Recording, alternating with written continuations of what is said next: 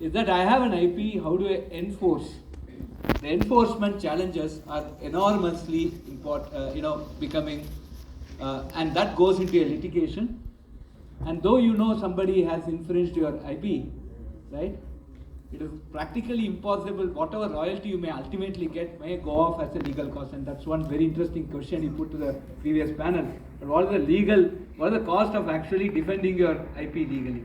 So enforcement challenges are going to become extremely complex, and that is perhaps the reason today people have come out with what we call as standard essential patents. Now, for example, the 5G standard that has come up, just for your understanding, for the first time in the history of telecommunications, India has its patent in the 5G release, the latest release. I think so many young engineers across multiple IITs and some of the commercial organizations were involved, and that's with pride. And what does this give? As a country, if you really want to be a technology leader, it is very, very important that you have these standard essential patents. You can never come to a technology supremacy unless you hold those patents, and especially the standard essential patents. Which essentially means if somebody implements 5G technology anywhere, they have to pay a royalty to the owner of that patent. This is what SEPs means. And countries have tons of such SEPs, and there are companies which are existing because of this royalty. And India has made a very big dent today with the SEP in the 5G area. The next big challenge that comes, again, we'll like the experts on the stage to touch upon those points, are the emerging technology. Today, I was just talking to Sandhya, she just mentioned about quantum. Today, what is it that is patentable in quantum? What is it that cannot be patented in quantum? So these are some of the very important questions. And today when we apply for a patent in quantum, how is it that we develop an expertise for the patent examiner to understand and respond to that? So these are all very, very, very interesting and important questions. And as we move to, for example, today's 6G technology, the standard itself is yet to be defined. But today there are countries which are left and right trying to get more and more patents in the area of 6G. And now, how do we address that challenge? So this is something that is of very crucial importance. The next important thing is, I also had the opportunity to look into one court case where innocently people make products and sell, and suddenly after they sell to a large level and they become successful, there are people who come and put infringement claims on that. So this is a big area where our startup innovation is going to really literally be scared about, and that we have to dispense that scare in them.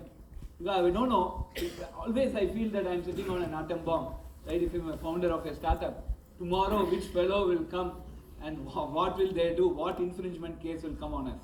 So this is also something there should be a way by which this is getting protected. Should there be an infringement insurance policy? So things like that we need to think, because for the startups to work on disruptive and emerging technologies today, there need to be a sort of an assurance or some sort of an indemnity, or whatever word we want to put there, that they are even with some way by which they evaluate their product against infringement of other existing IPs, and what is the protection they get, and as a country what we can do, as government what we can do, as a think tanks what we can do. This is also very, very important.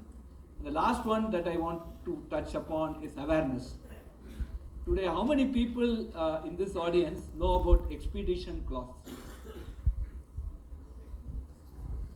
Can you put your hands up? Really, I can't count. Expedition clause of EPIIT. Right? You pay 4,000 rupees, they will expedite the examination.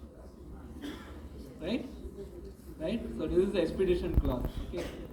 There are many people who don't know about it. So this is what I'm just touching upon, a very simple thing.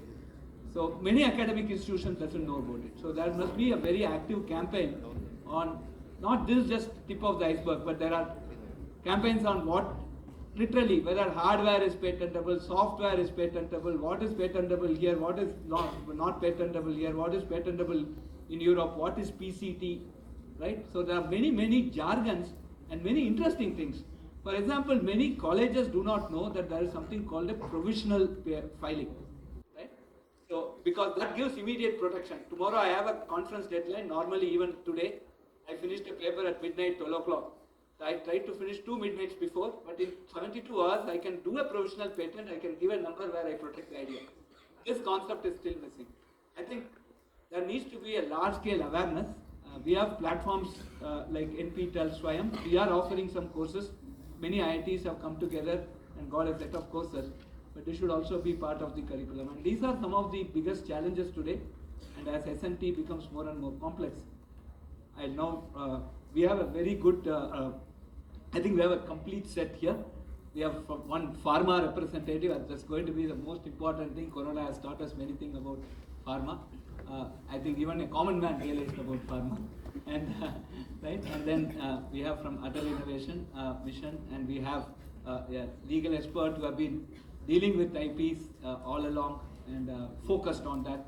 And so I think we have a representative from a think tank. I think the entire spectrum we have covered now. I think it's going to be a most interesting panel. And now let me start with Mudit on your views on some of these points. Thank you.